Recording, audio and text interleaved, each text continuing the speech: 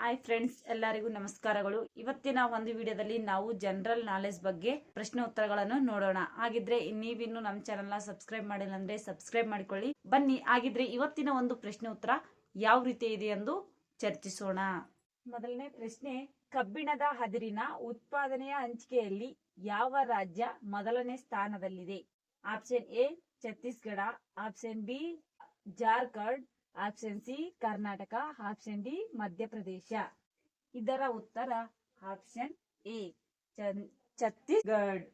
ಕಬ್ಬಿಣದ ಅದಿರಿನ ಉತ್ಪಾದನೆಯ ಹಂಚಿಕೆಯಲ್ಲಿ ಛತ್ತೀಸ್ಗಢ ಮೊದಲನೇ ಸ್ಥಾನದಲ್ಲಿದೆ. ಎರಡನೇ ಪ್ರಶ್ನೆ, 21ನೆಯ ತಿದ್ದುಪಡಿ ಅನ್ವಯ ನಮ್ಮ ಪ್ರಾದೇಶಿಕ ಭಾಷೆಗಳ ಪಟ್ಟಿಗೆ ಸೇರಿಸಲ್ಪಟ್ಟ ಭಾಷೆಯು ಅಂದ್ರೆ ಯಾವ ಭಾಷೆಯನ್ನು ಸೇರಿಸಲ್ಪಟ್ಟಿದೆ ಎಂದು ಕೇಳಲಾಗಿದೆ.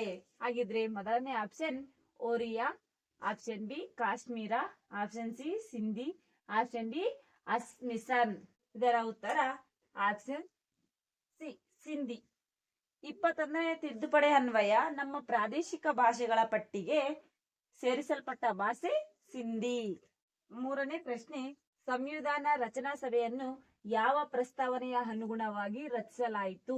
ಆಪ್ಷನ್ ಎ ಕ್ರಿಪ್ಸ್ ಆಯೋಗ, ಆಪ್ಷನ್ ಬಿ ಕ್ಯಾಬಿನೆಟ್ ಆಯೋಗ, ಆಪ್ಷನ್ ಸಿ ಮೌಂಟ್ ಬ್ಯಾಟನ್ ಯೋಜನೆ, ಆಪ್ಷನ್ ಡಿ ರಾಜಗೋಪಾಲ್ಚಾರಿ ಯೋಜನೆ. ಇದರ ಉತ್ತರ ಆಪ್ಷನ್ ಬಿ ಕ್ಯಾಬಿನೆಟ್ ಆಯೋಗ. ಮತ್ತು ನಾಲ್ಕನೇ ಪ್ರಶ್ನೆ, ಮೊಟ್ಟ ಮೊದಲ ಬಾರಿಗೆ ಅಭಿವೃದ್ಧಿ ಆಡಳಿತ ಎಂಬ ಪದವನ್ನು ಬಳಸಿದವರು ಯಾರು?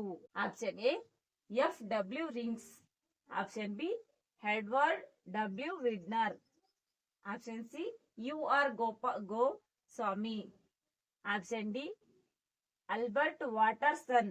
ಇದಕ್ಕೆ ಒಂದು ಉತ್ತರ option C U R Goswami ಅವರು ಮೊಟ್ಟ ಮೊದಲ ಬಾರಿಗೆ ಅಭಿವೃದ್ಧಿ ಆಡಳಿತ ಎಂಬ ಪದವನ್ನು ಬಳಸಿದವರಾಗಿರುತ್ತಾರೆ.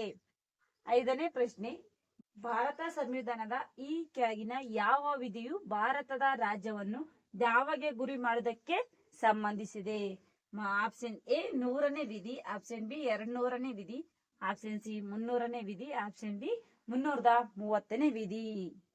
ಈ ಒಂದು ಪ್ರಶ್ನೆಗೆ ಉತ್ತರ ಆಪ್ಷನ್ ಸಿ 300ನೇ ವಿಧಿ. ಅಂದ್ರೆ ಭಾರತ ಸಂವಿಧಾನವು 300ನೇ ವಿಧಿಯು ಭಾರತ ರಾಜ್ಯವನ್ನು ದಾವೆಗೆ ಗುರಿ ಮಾಡುವುದಕ್ಕೆ ಸಂಬಂಧಿಸಿದೆ.